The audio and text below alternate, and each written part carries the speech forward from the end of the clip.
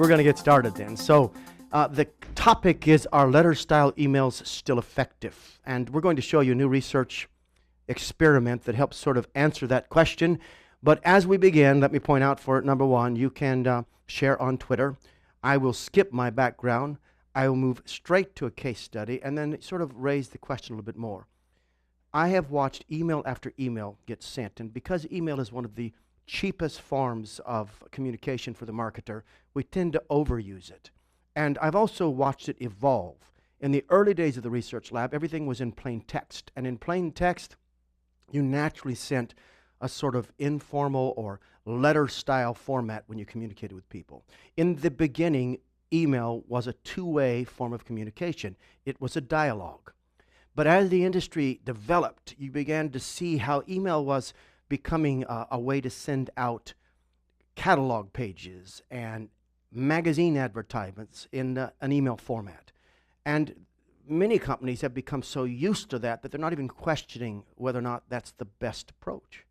And when we are sending thousands upon thousands upon thousands of emails, if we can understand the most effective way to communicate with a customer, the most effective way to talk to them via email, it can have a huge impact on our numbers. Because typically changing the style of the email doesn't actually change the cost basis for sending it.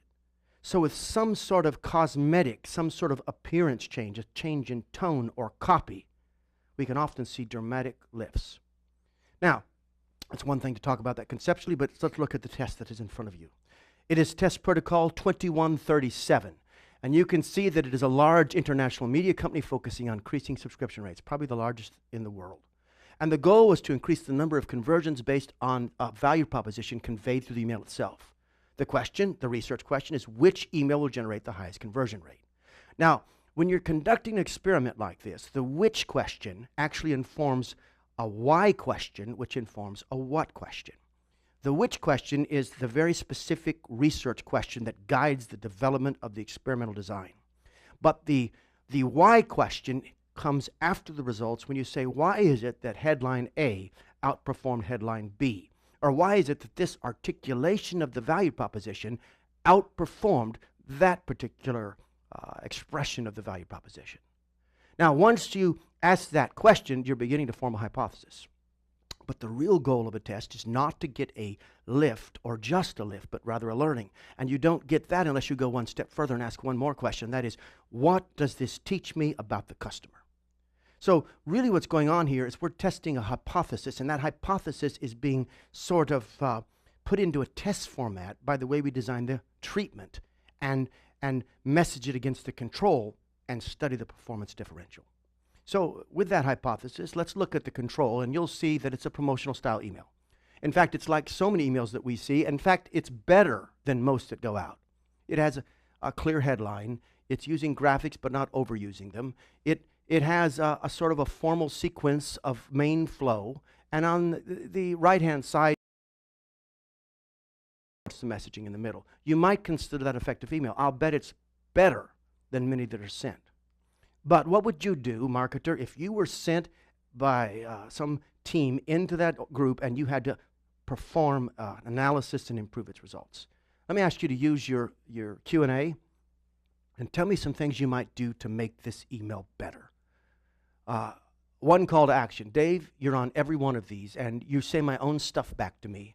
Thank you. Good thought. Make the main CTA stand out. Button color. CTA colors blends with the rest of the email. Fewer calls to action. Different subject line. Keep going. I'm watching. Becky says brief and to the point. Simplify, says Iman. One column only, says Crystal. I don't know what this is about, says Richard. What is it? I need to know what I'm buying, says Mitch. Reduce the amount of text, says Sean. Personalize the CTA. Increase the text size. Special savings for what? One CTA, larger font size, too many different size fonts, one line for the headline, too much content. If you're new to one of these clinics, a couple things you should know. Number one, we're going to analyze every bit of feedback that you give us. It helps us study the audience and recognize their level of training and sophistication and how you're thinking. Also, we're going to do this very simply. This isn't a long lecture because we're going to be optimizing live emails that you've sent to us. I've never seen them before, and they'll be coming up at the conclusion of this experiment. We'll talk about the application of this particular experiment to your own needs. It's really about taking transferable principles and helping you get them. So I'm here, and as always, Paul Cheney is back in the corner with a little whiteboard sending me messages about when I'm going too long or how many minutes I have left, or just generally sneering at me. And he's backed up by the sound team who can mess me up anytime they please. I try to be very kind to these guys because I never know what they're going to do to me next. But for now, I'm going to get into this study and just point out some simple weaknesses. Because we're going to unpack it in more depth in a moment, I'll just touch it lightly. It uses popular design principles to create balance and hierarchy. It has a heavy use of images and graphics on the right-hand upper side. It has multiple calls to action buttons for increased points of entry. And in general, it's an above-average email that is typical of so many that are sent today. Now, I'm going to show you treatment. And I want you to look at it carefully because in it is a whole different way to think about communicating. It may not be that apparent when you look at the two designs side by side, but it's really apparent when you set this up in a controlled experiment and you ask customers to vote. Now, they're voting with their behavior, which is the best way to understand how they're really thinking.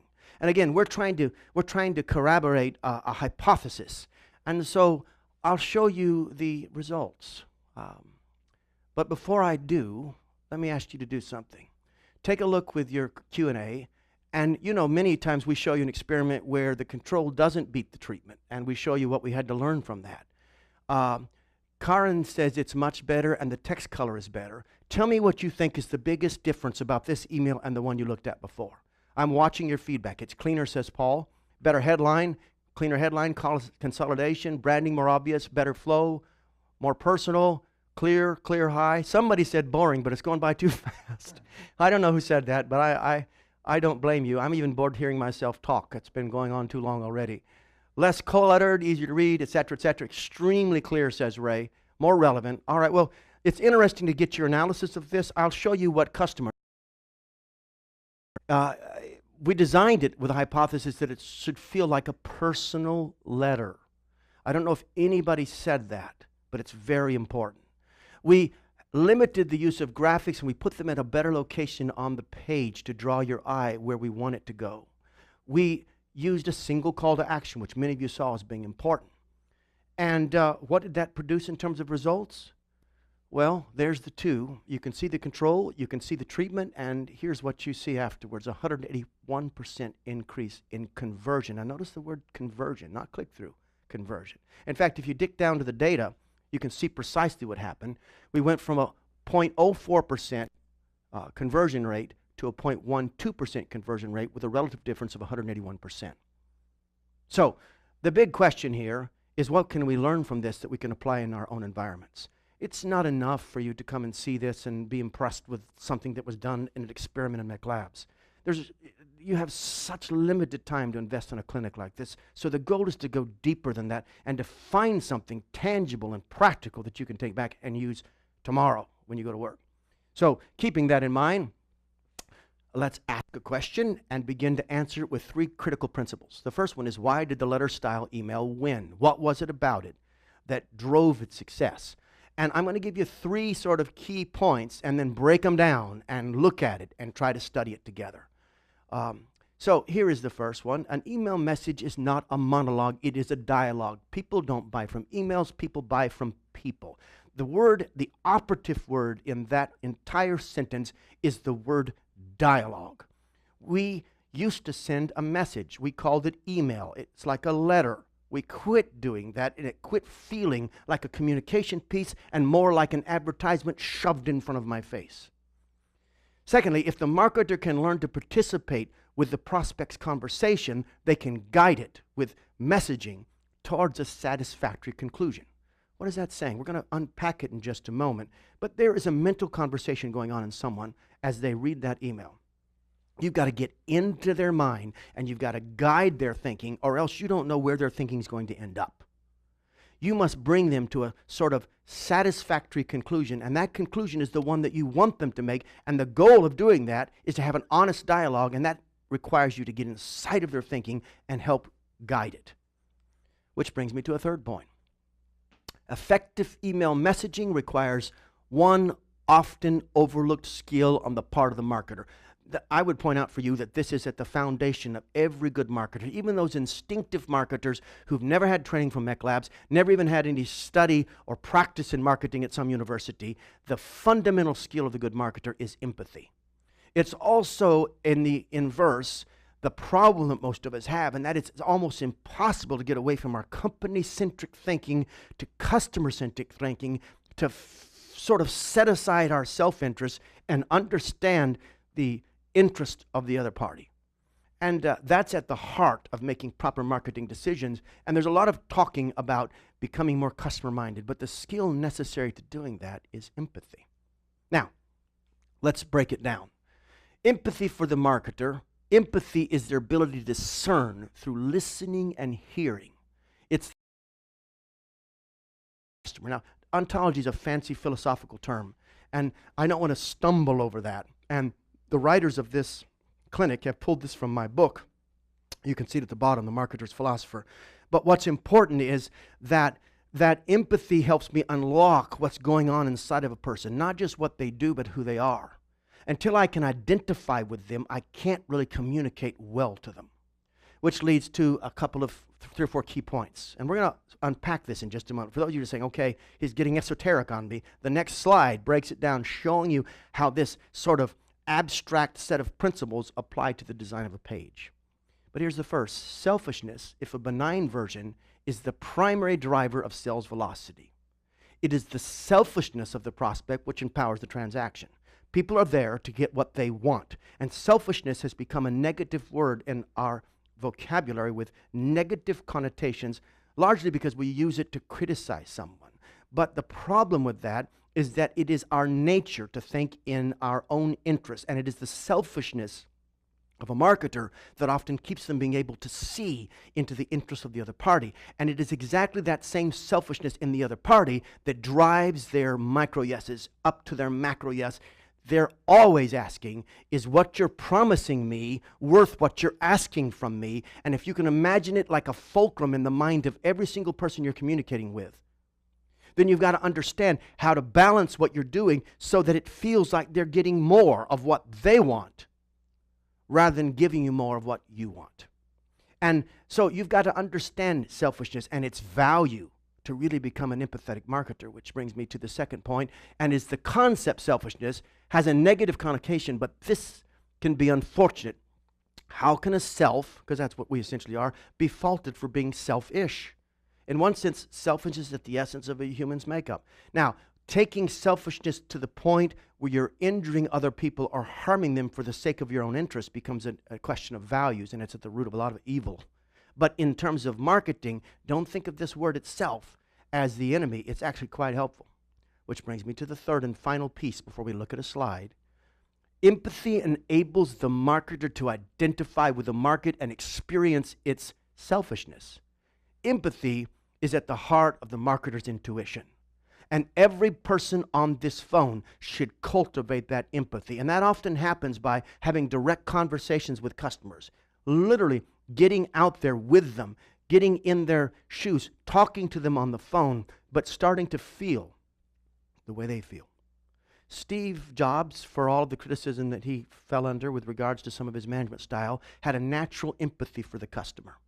He saw what they wanted when others couldn't see it, when customers themselves didn't know what they want. And many of the great marketers have this natural empathy that helps them sort of see into someone. Brings me to the slide that I promised. Oops, I have one more here. The marketer does not eliminate ourself. We seek to empty ourselves. By the way, this is a reflection from my book, and it's worth saying, but I won't dwell on it too long. We seek to empty ourselves, identifying with the self of the prospect. This paradoxical move enables us to achieve that empathetic messaging which powers true conversion. This because you can't eliminate your own self-interest, but it's about subjugating it and putting the interest of the other party first. And then you're able to see and think through their eyes, and then you're able to achieve messaging that connects. So, in the control is not empathetic towards the customer. It's commanding the customer to act in the subject line. Open this now for special savings. You know what? Open doesn't move me. We did a test of headlines, 10 different headlines, and all the ones that won in order began with the word get or suggested the word get. Instead, you're telling me something to do. And my benefit is on the far end of the sentence. And in a good headline, what the customer get is typically point first.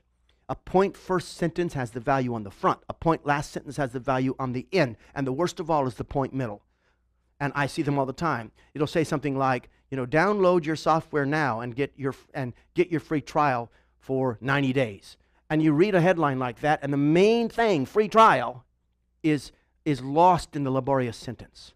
So the control is not empathetic towards the customer. It just commands me what to do. And by the way, in the end, it offers me special savings.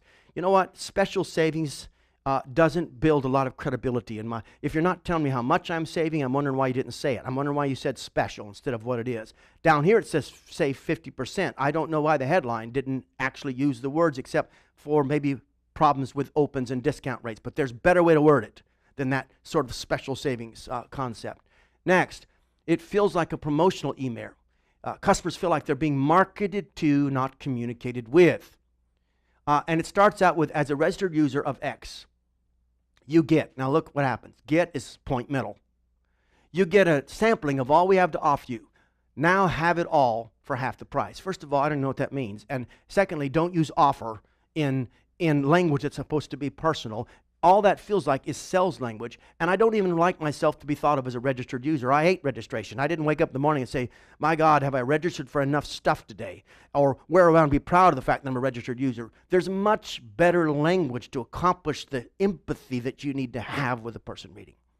The email is relying on a design approach to sort of seize the customer's interest rather than a conversation with the customer that opens them up to what you have to say. Now, let's look at how this whole concept cashes in the treatment. First of all, the subject line, get, notice it starts with get, unlimited access to X with home delivery. Do you see the difference in that? Do you see how the point first design of that sentence gives you a reason to open the email? And then look at the next piece. It empathizes with the customer using a personal email style.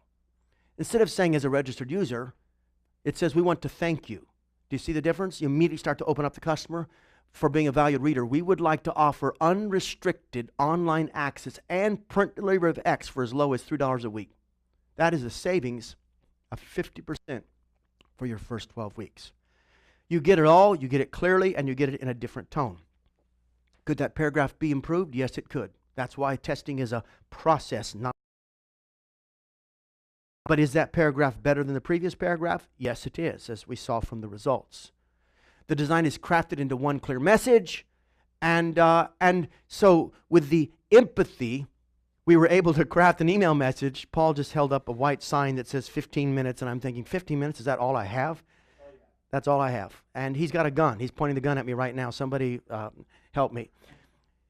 With the use of empathy, we were able to craft an email message which, 1, connected to the recipient in a personal way, 2, engaged the participant in actual conversation, and 3, increased the email response by 181%.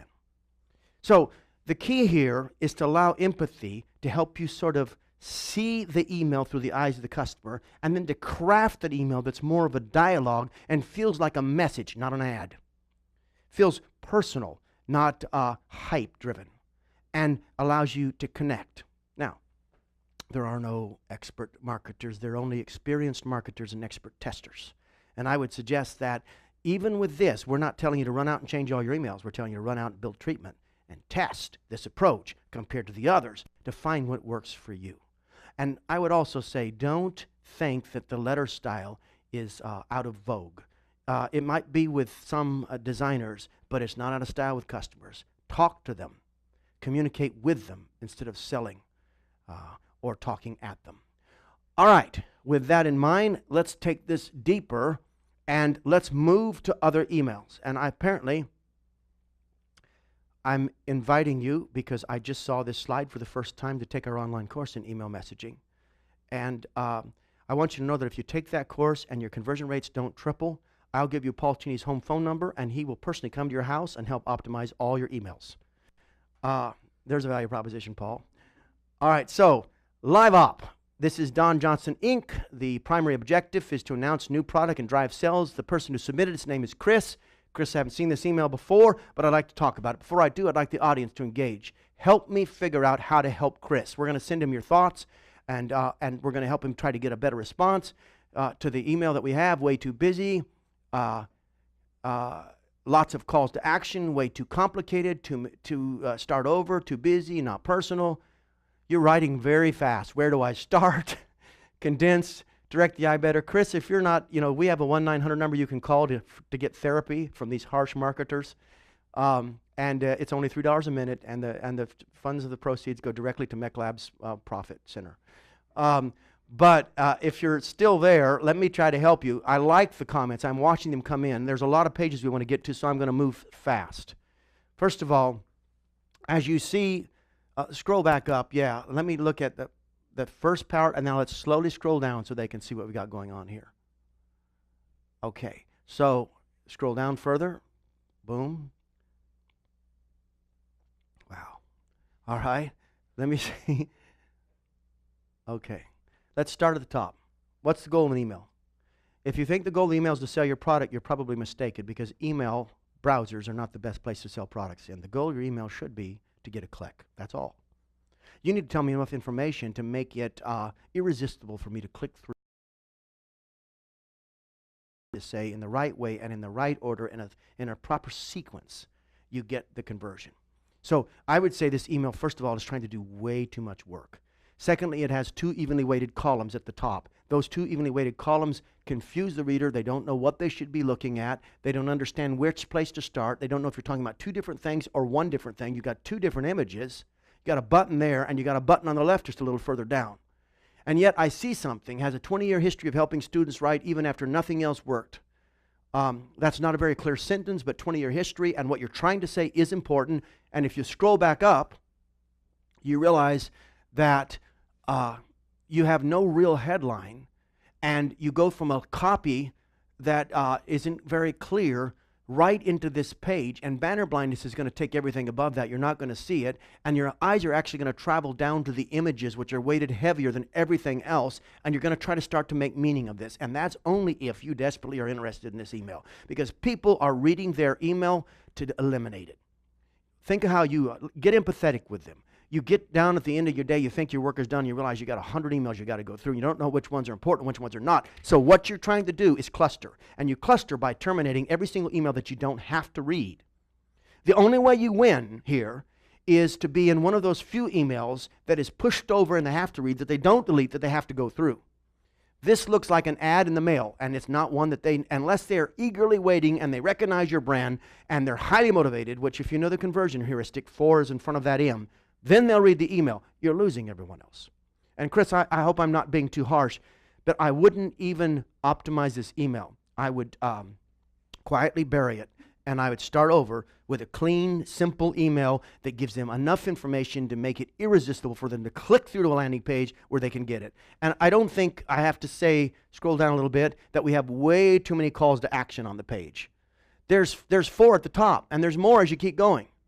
And people don't, I wouldn't sell the web clinic along with the product. I would have 2 separate emails that sequence this properly, and the people that didn't respond to the first, I'd give them a less committed, incremental way, and use that to heighten their interest. I hope that's helpful. Chris, I'll tell you what, you can send me, if you redesign this page, our team will look at it for you before you go live with it and give you some comments to try and help you get a big win. Let's move on. I'm going to do as much as I can, all the way up to the last second. Take me to another page. So, here is colorful choices. All right?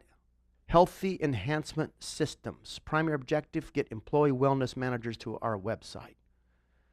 Okay. I'm reading your comment, Sean, and I'd like the audience. Here they go. No headline. What is it? Don't know what you're selling. Sean, this is really important. What is it? What is it? What is it? Do you realize you have a focus group with some of the world's most expert marketers on here right now? Not enough content. No idea what this is for. No context. Doesn't give action. Is it an app? Very appealing layout, no info, no conversation. All right, so let's stop for a second. First of all, if everyone in the world knows who colorful choices are, then this might work. But everyone doesn't. However, everyone in the world knows. And you tell me it's simple, it's effective, and it's fun, but it doesn't get the job done. Because in a sense, I got 3 questions right now. And the first one is, what is this?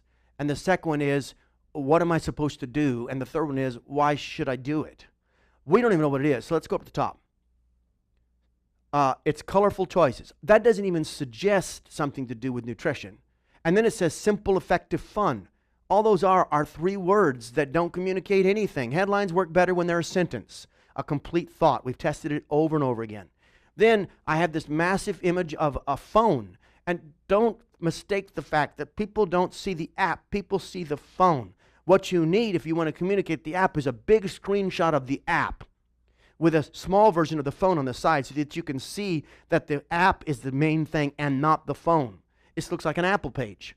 And none of that will do any good unless you give me a headline, a subheadline, and enough text and get me to click through. And frankly, I doubt I would try to do this in the email itself. If I had that image, it would be much smaller, and the context of the content would be in the form of a dialogue to give me a compelling reason to go to the next page. Now, Sean, you don't have to take my word for it. I have a problem with expert advice in most situations, particularly in marketing. But what you might want to do is take what I'm saying and let us help you after you've designed the treatment, and let's get a real test going that can show you the difference. Basically, we want to get more people to click through so they get to the landing page where you have a great landing page that can convert them.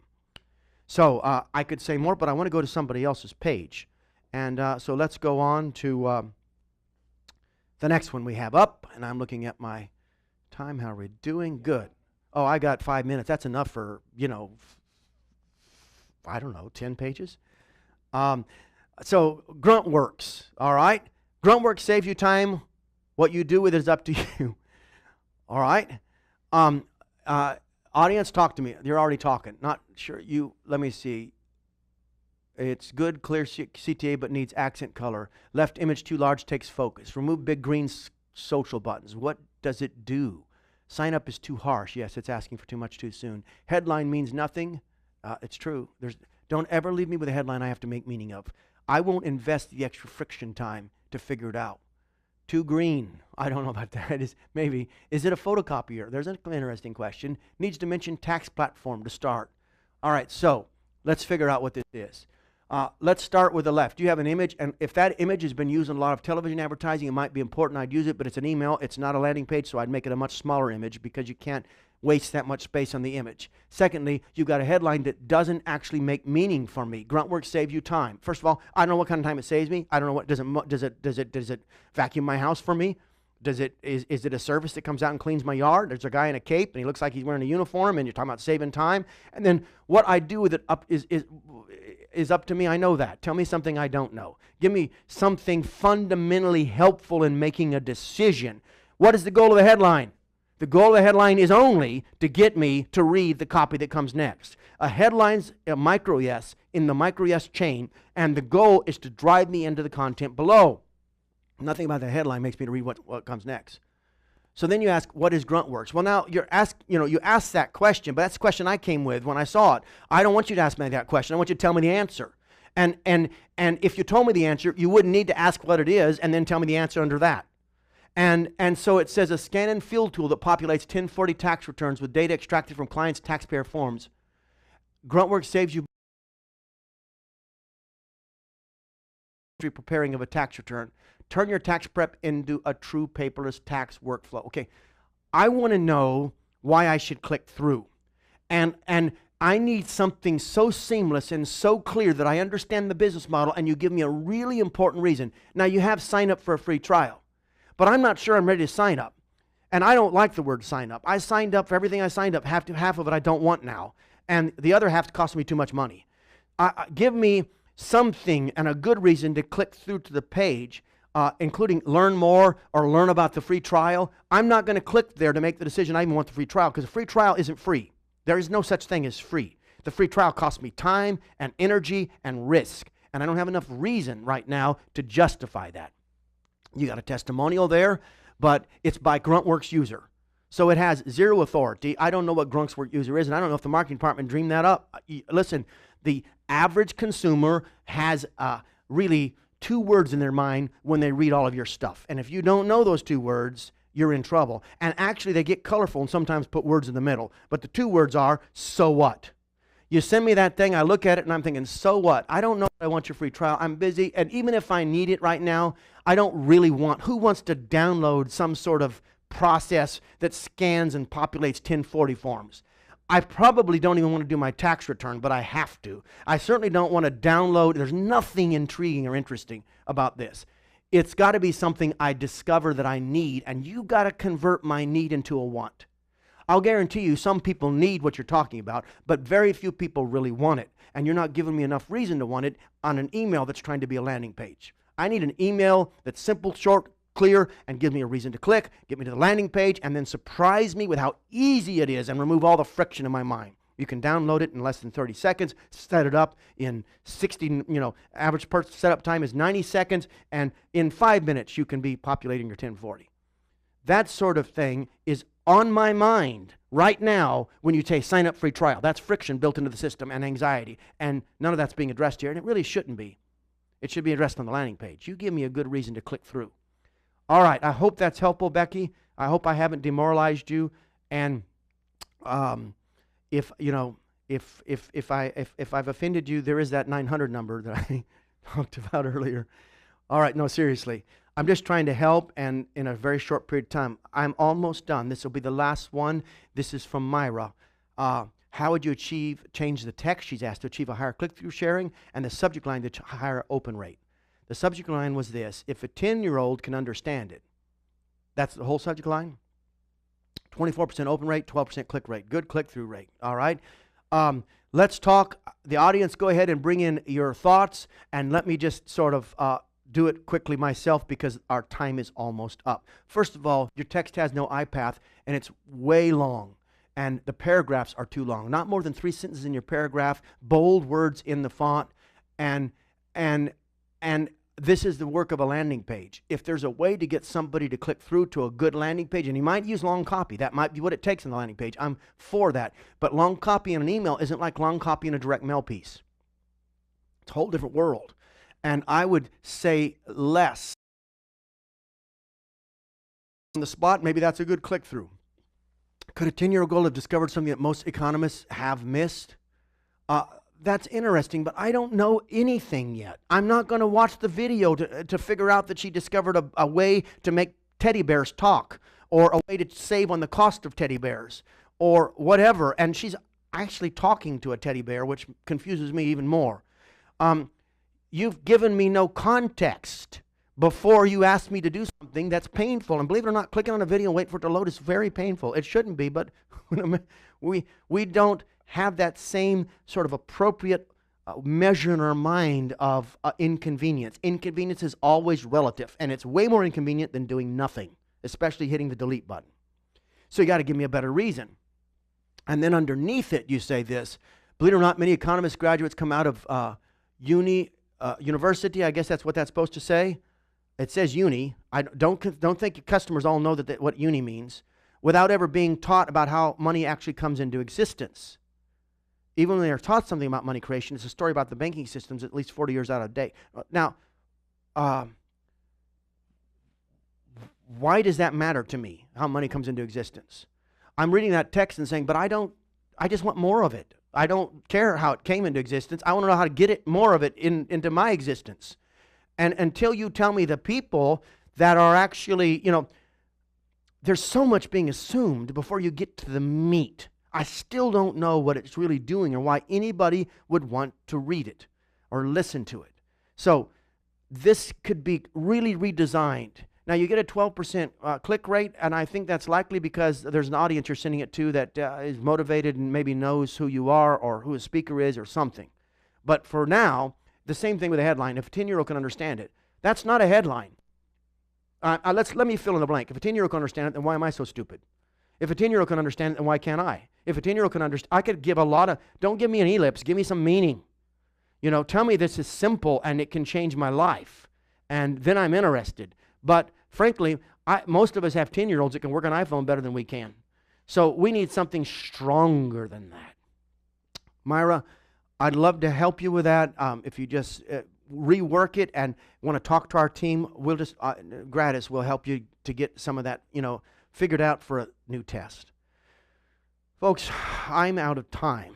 And I want to thank you for coming today. And I want you to know that really we're trying to build a community of evidence-based marketers who are trying to basically discover what's happening in the customer's mind. And we value the audience because you guys are different. And if you found today helpful, the only thing we'd ask you to do is to pass the site along to other people so that more and more of us can think differently about how to please our customers and how to get inside of their mind. I'm grateful, and we'll be back in about 2 weeks with more for you. Thank you again.